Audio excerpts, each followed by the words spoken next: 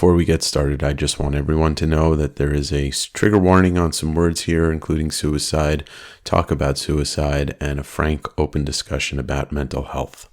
Welcome back to another episode of Direct Edition, and here we are again. You're the listener, and I'm the voice. And it is October 4th. My brother turned 49 yesterday. Nothing makes you feel older than when your brother, who is your older brother, is near approaching 50. I'll be 45 this year in about a month and 8 days. And, I feel my age, but I think that's kind of normal. I don't feel super old. I don't feel really young anymore. I think my mind will always feel younger than my body. But then sometimes my mind will feel like it's, 150 years old or whatever. Yeah, a lot of that aging stuff's been on my mind. I'm going to start off strong here. But before we do, I want to say thank you for being here. And thank you for listening to this podcast. But I had a conversation very recently with my oldest friend, Seth. I've known him since we were in preschool, and we've never not been close. He is basically another brother, somebody that knows me probably better than I know myself. But we were talking about just aging, because I'm hitting 45 this year, like I said, and he just turned 45, and basically everybody we grew up with is born in 79 and turning 45. But we were talking about how, the aging process, but he's got a kid and I don't. And he was just explaining how it's like seeing your life kind of slow down, but their lives speed up, and you're just trying to savor those moments. And that's kind of like what people do say about having kids. I never wanted kids, but that's okay. I think going against our programming is a lot of effort, and maybe that's why I'm so fucking tired. No, why am I so tired? I'm so tired because I am working harder in the last, especially since the move and before the move, harder in these 2 months than probably I will for the last 2 months of this year. It's worth it. It definitely is. I mean, I'm putting food on the table. I'm paying my bills and buying things that I want to own if they come my way. But, it really is the joy of doing what I do on the YouTube channel, and getting these opportunities and watching things grow and watching more opportunities show up, but at the expense of not really having a social life at all. I mean, I do for the couple of people that live close enough to me that I can see, and I get to see some people when I travel, but I don't know how people do it. I don't know how people run a successful or even a creatively successful business and also have like time, just time. And that, I alluded to that at the end of the last podcast and more recently about, is this podcast going to continue? I don't really still know what this podcast is. And I think that's a good thing. But I think that's also kind of, for me, people outside of my own head, but friends and colleagues and listeners. Oh, shit, I lost my train of thought. See, this is what happens. Yeah, I still don't know what this is. And people might look at that as a good thing too, and saying like, you still have time to figure it out and it'll come to you. But the problem is that I knew at least of the basis of what the YouTube channel was going to always be. Comics, right? Whether it's road trip or it's stores or it's me just showing off comics or talking about comics. I secretly, when I got into it, because I was very much emulating what kayfabe was doing, I wanted to do interviews. I know deep down inside that like I could have great conversations with people. Look, I since I was a kid, and my mom would tell me this too. My mom said I would talk to strangers while we were like in the grocery store, or she, like whenever I was with her in public, I would start talking to people. There is no doubt in my mind that in this world we live in with the media the way it is, and I mean podcasts and YouTube and all that, I don't mean the fucking news, but everybody's craving to be part of a conversation, having a conversation. I know that this is what I was supposed to be doing. Like I recording conversations with people, and in some capacity, it's like how the opportunity presented itself, or I created the opportunity and I'm running with it. So much so that since the last time I recorded a podcast, I've done 5 interviews.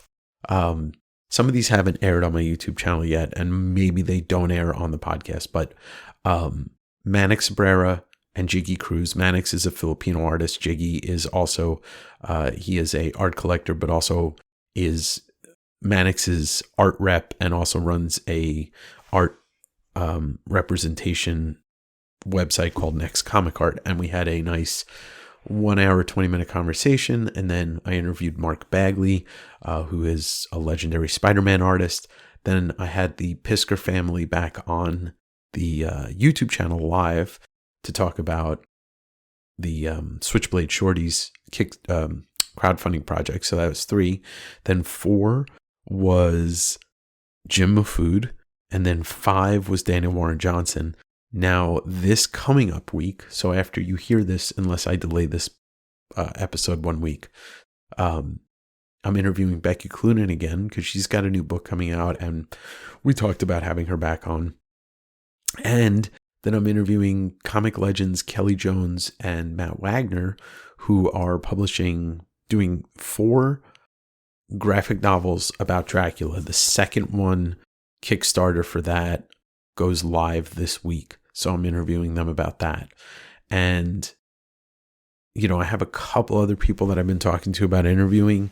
But after this next week, I'm going to just slightly pump the brakes. I'm not even just exhausted. I think I'm tapped out of conversations to have. Like the energy that it takes to engage with others on a regular basis for anybody is, that's enough for being human.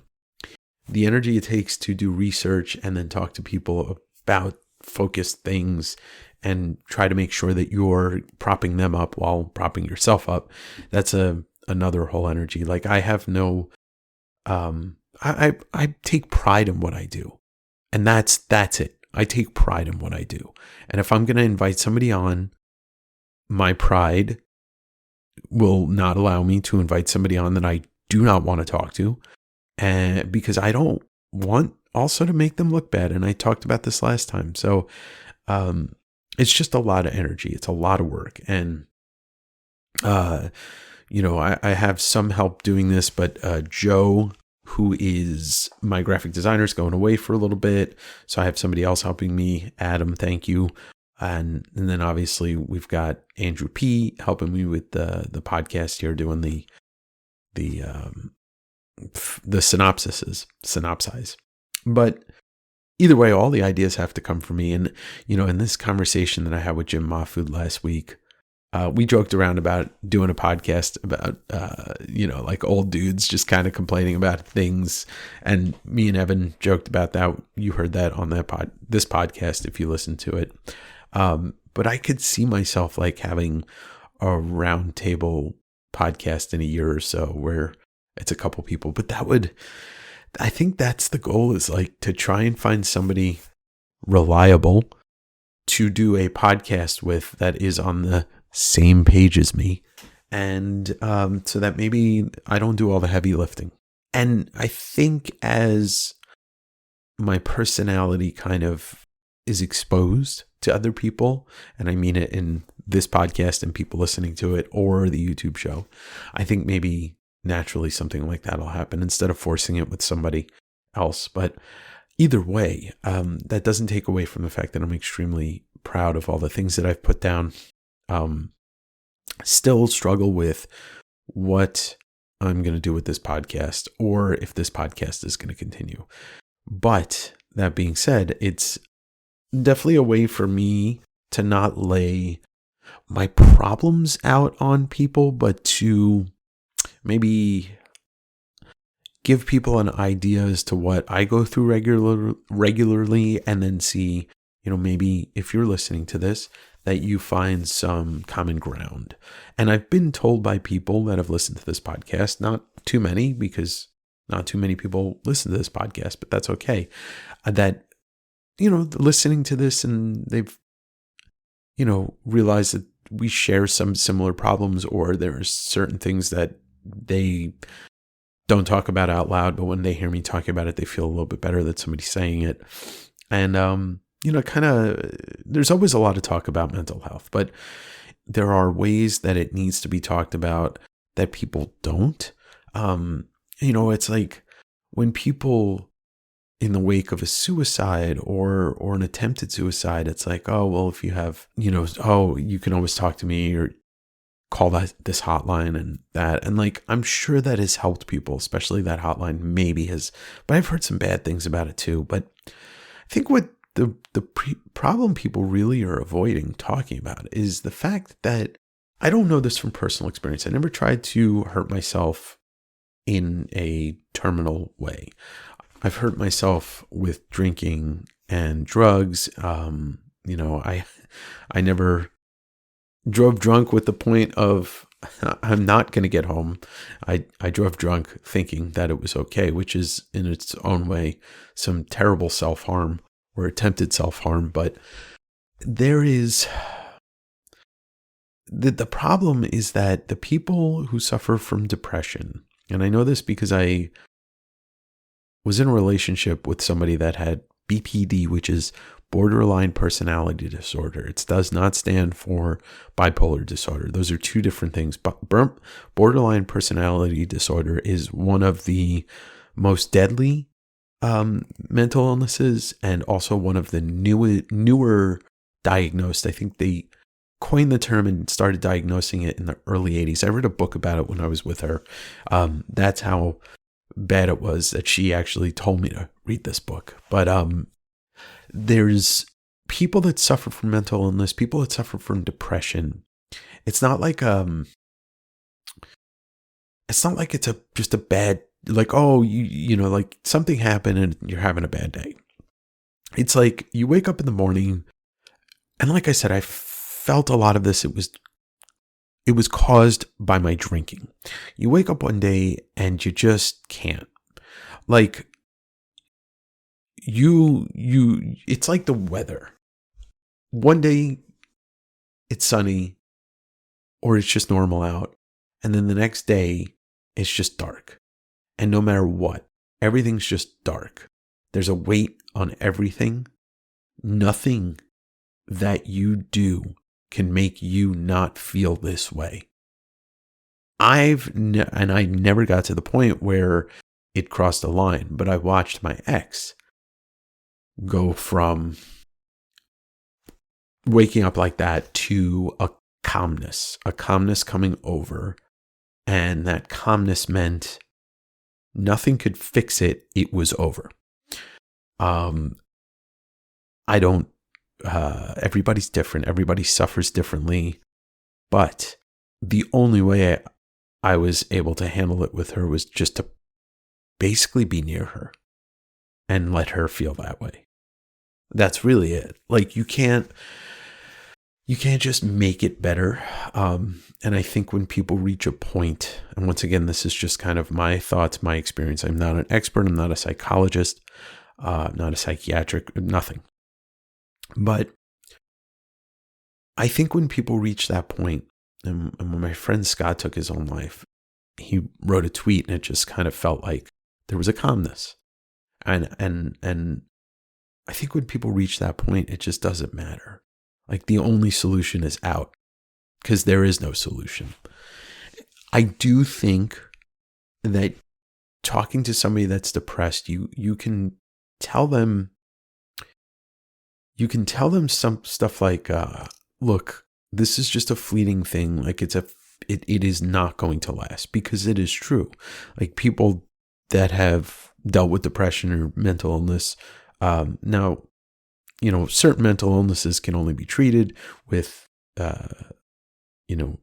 therapy and even medication. But for BPD, dialectical behavioral therapy was the way to kind of manage it. And I have another friend who has BPD, and he, has told me about it before. And DBT is dialectical behavioral therapy. And, so there are ways to treat it, but, it is a fleeting moment. These thoughts don't always last. People don't just, people could wake up the next day after having a really bad episode and it'll be fine. It'll be back to status quo. So I do think that, yes, there is you can reach out and talk to somebody, but I think people on the other side of it really need to understand the fact that it is, it's not that doing something to yourself is not preventable or preventable, but you just have to understand that you can't snap somebody out of it. You have to kind of walk with them through it, or be there while they walk through it. But you can't just be like, oh, you need to change your mindset. You need to do this and need to do that. That's just not how it works. Our minds don't work like that. And I think things have gotten worse. I mean, there's more talk these days about mental health, but until this fucking country, this fucking world decides that mental health is just as important as physical health, and treating it and being open about it, and then getting people the help and letting these resources exist for people, that's the real end game. Like, your posts about, it's nice to post these things that are memey and catchy for the internet, but like, when I see people that post about mental health and depression and all that, and it's like this cutesy thing or this memey thing, I'm like, no, fucking wake up and realize what this is about. A mental health crisis is only existing because A, we don't treat it, B, we don't give people the resources, and C, we look down upon the people that suffer from it unless they are our brothers or sisters. And that is a fucking fact, because when you see people in the streets acting off, living on the streets, coping with drugs, this is a result of no resources for people to get help. We all suffer from something, and that I can almost guarantee you. Whether you want to believe it or not, whether it's a chemical, or maybe it's an emotional thing, or maybe it's a traumatic response, we all suffer from something. And I sit there some days and I wonder when this fucking world is going to wake up, and when people are going to treat each other better, and when we're going to start realizing that you don't know what the person sitting across you is going from. And if you know them and you don't know, you can ask. They may not tell you, but you can always ask, and it does not hurt to ask. It really doesn't. And I didn't mean for this episode to be so heavy, but you know what? I don't know how to, I got a 0 to 100 and that's it. I don't have a 50 miles an hour. But, there were days that I used to wake up hungover, not hungover, 3 days removed from a hangover. And I just was like, I fucking hate this world. I fucking hate everything about it. And most of all, I hate myself. I don't really wake up like that anymore. I question a lot of things. I question, I'm at the mortality questioning age. I remember when, I know I like to talk about Pearl Jam, but I remember when like Eddie Vedder started talking about mortality and songs and stuff like that. And I was just like, oh. And then I realized that I've always thought about death, but I think about mortality now. I think that's two different things. Yeah. Or lack of, maybe it's just I'm on a different side of it now. But yeah, I used to think about death a lot, and not in a morbid way. Well, maybe in a morbid way. In every way. How about that? But yeah, these days I'm just thinking about like what I struggle with the legacy aspect, because people talk about legacy and they talk about, oh, what am I leaving behind? And then I realized, I'm like, wait, I have no kids. So my legacy will die with, well, no, my legacy will be whatever I do. And that's it. And that's okay. And then, I think about just and this is the morbid, I guess this is what I'm saying is like, I think about these things. I don't actively think about them when I'm doing something like recording this podcast. I don't think about like what people are going to think about this a year from now, because it probably won't even matter, or 10 years from now. But I do think about, like, I had this thought today about how in this small little bubble of comics, friendships, relationships, people that I know, people that know me, people that will know me at some point, and people I will know at some point, I am not the easiest person to deal with sometimes, but I think that I'm okay with the fact that leaving some stuff behind on the internet, giving people some small amount of entertainment on a weekly basis is really, if I had to be like, oh, well, what'd you do with your life, Dave? I think I gave a place for people to go. And I gave myself a place to go and a thing to do that I created from the ground up. And no matter how long or short this lasts, this West Coast Avengers me thing, the community of people, the conversations I've had, the people that I get to talk to on a daily basis, people that I get to talk to once or twice, whatever it is, the interactions have been fantastic and has been absolutely rewarding. And that is not a monetary rewarding. And I think if that's something that I can be mindful of always, or as much as I possibly can be mindful of, I think that's really something to get me through the days that I'm not really wanting to kind of function or exist or be here or be human. There's just so much stuff going on in the world that we're inundated with. The bad, the good, the bad, the bad, the bad, the tragedies, the hurricane, this, that, and the other thing, whatever it is, it's every fucking day. But if I can focus on the good, I really think that's like going to get me through. I have to also remember to focus on my health, my physical health, because mental is just a matter of what I was just saying, right? Physical, you got to get up, you got to move around, you got to eat less shit. I drink only 3 things: water, coffee, and ginger beer. I drink nothing else. Maybe once in a while I'll have lemonade. Maybe. I miss hiking, and I just need to remotivate myself for it. But the post office really crushed me. Walking 12 to 14 miles a day. But I think I just look at it at my family. My parents are both rounding the corner of 80. My dad turns 80 this year. My mom turns 80 next year. 44 and 45. 45 and 46. God damn it.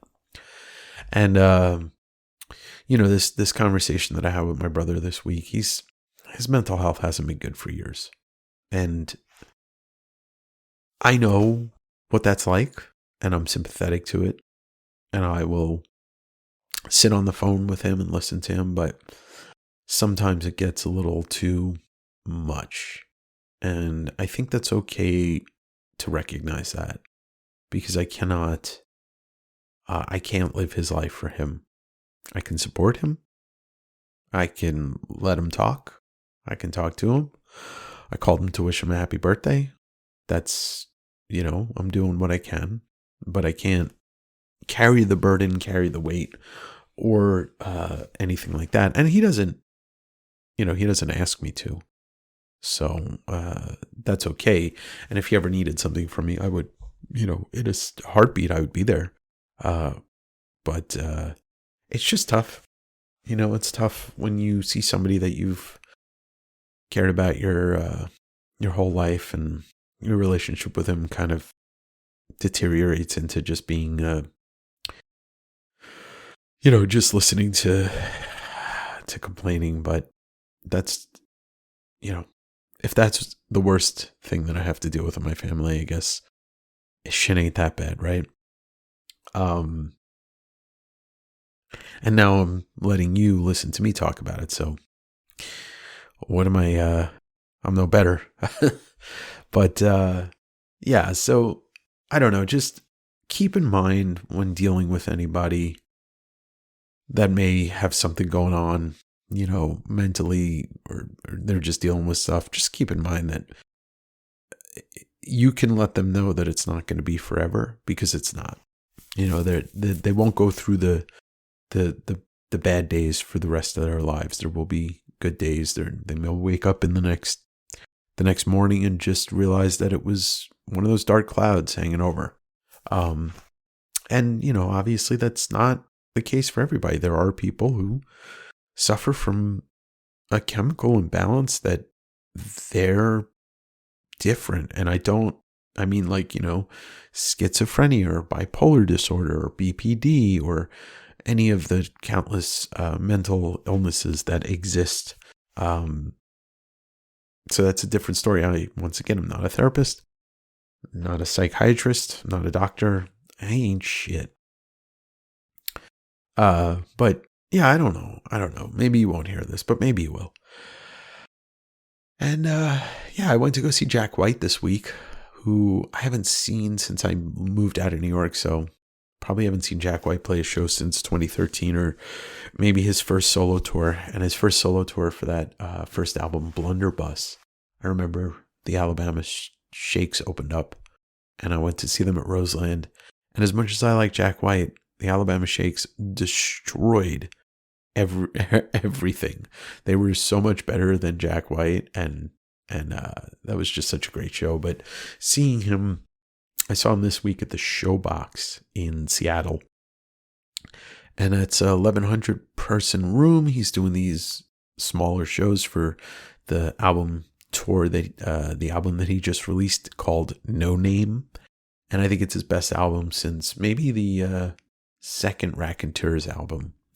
And the show was great, but I had like really bad anxiety because I don't really like to go out that much anymore. And it hit me in my stomach after I ate dinner, and it was just like, Jesus Christ, Dave, like I just deal with it in such a different way now.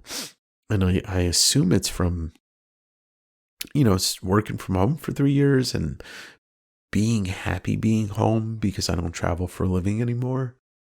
But other than that, the show was great. It was blisteringly loud, and I kind of needed that jolt. But I don't know, man. I don't know why I get anxiety when I go, like, I buy a ticket. It's only when I buy a ticket for something, because if I were to get in my car and like right now and go drive to Seattle and go to my friend's karaoke night at 9:45, I wouldn't have any anxiety. I might not do it, but I wouldn't have any anxiety. It's like when I plan something now, and then I'm tethered to a plan that I can't control, i.e. the concert, the amount of people in the concert, the amount of people that are going to be standing in my personal space. I can't handle that anxiety. But if I make a plan to go to the movies with a couple of friends, and it's just us, and we got our tickets, and we're going out to eat, like, that's a very controlled plan. It's very strange to me that this has become my anxiety paralysis demon. And there you go. There's a term for you. But the show was great. I'm glad I went. But buying tickets for concerts probably not my thing anymore. And maybe it's just subconsciously I don't want to be in large groups of people packed in anymore, which I used to love that. I think I'd rather sit in the seats. I'd rather be in a show that has options for seats. So places in Seattle like the Paramount or the Moore Theater or Benaroya Hall. And it's probably just because I'm getting old, and there it is. Old guys getting old. And I think that's it. I think that's where we're going to stop. I've talked enough. I don't know when you'll be hearing this episode, but you will at some point.